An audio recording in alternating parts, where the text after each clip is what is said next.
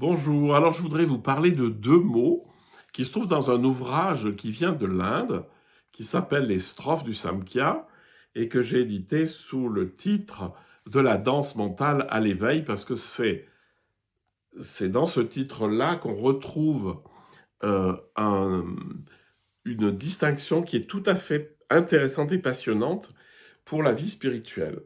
En fait, à un moment donné, alors il y a d'autres choses très intéressantes dans le Samkhya, mais je vais juste vous donner. Alors, il y a une image que je vais vous donner, mais il y a deux termes très importants, et c'est important pour le vocabulaire du Samkhya. Il va vous parler de Purusha et de Prakriti.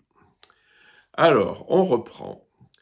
Euh, Quand on lit le texte et qu'on regarde comment les choses sont articulées, on comprend très vite que Purusha, c'est en moi ce qu'on appelle la conscience, c'est-à-dire ce qui est capable d'être témoin de ce qui se passe, que ce soit extérieur ou intérieur.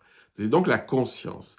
Et Prakriti, alors il y a des traductions habituelles, hein, mais quand vous lisez ce que ça veut dire, en fait, Prakriti, c'est tout le monde mental. C'est-à-dire le fait que vous pouvez en vous faire vous bâtir des mondes entiers, des mondes mentaux.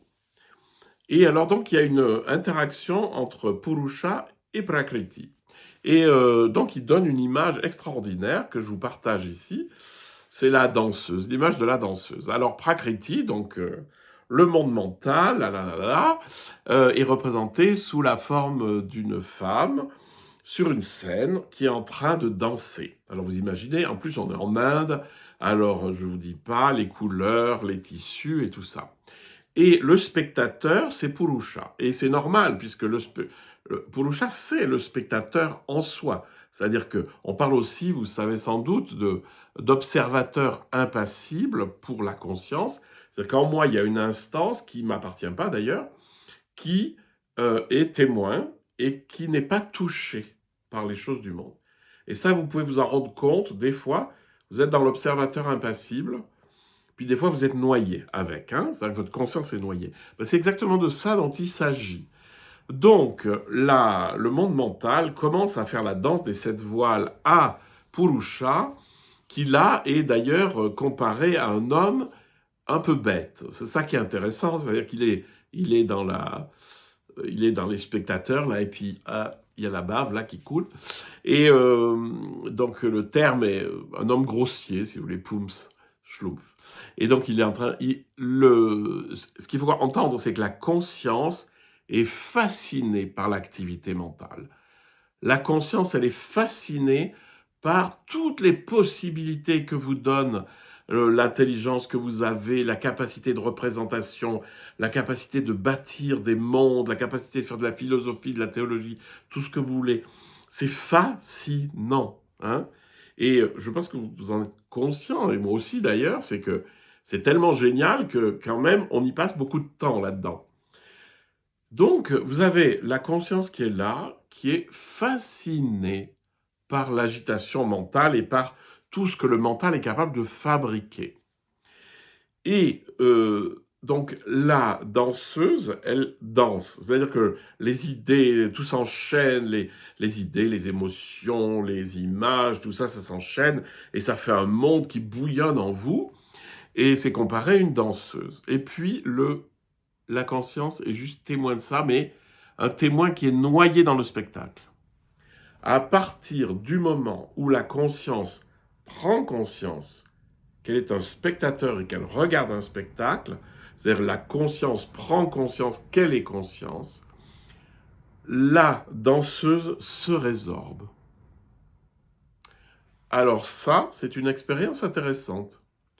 À partir du moment où vous prenez conscience de cette instance qui vous habite et qu'on appelle la conscience, c'est-à-dire le fait d'être témoin, purement témoin, d'être cet observateur impassible, eh bien, vous rendrez compte que ça apaise complètement les divagations du mental. Ça ne veut pas dire que vous ne pensez plus, ça veut juste dire que vous pensez mieux, hein. C'est-à-dire que lorsqu'il y aura besoin de quelque chose, vous inquiétez pas que le mental, il va se mettre en route. Si vous devez prendre la voiture pour aller acheter du pain ou prendre le train, il n'y a pas de souci, il vous le rappellera. Mais par contre, il jouera pas tout seul, hein. Et ça, c'est peut-être une grande chose à comprendre. C'est lorsque vous avez senti ce qu'était la conscience en tant que conscience, le mental va s'arrêter. C'est-à-dire que l'agitation automatique du mental s'arrête. L'expérience que je peux vous faire faire, qui est très très simple et qui est toujours la même, c'est vous ouvrez votre regard. Je vois mes deux mains là, hein, elles sont loin, hein. Je les vois, donc mon regard, il est très très très très très très large. Ma conscience est à la mesure de cet espace. Hein, ma conscience visuelle, je vois ma main droite, je vois ma main gauche. Je vois le plafond, je vois le plancher. Donc ma conscience est élargie aux dimensions de mon sens, de la vue.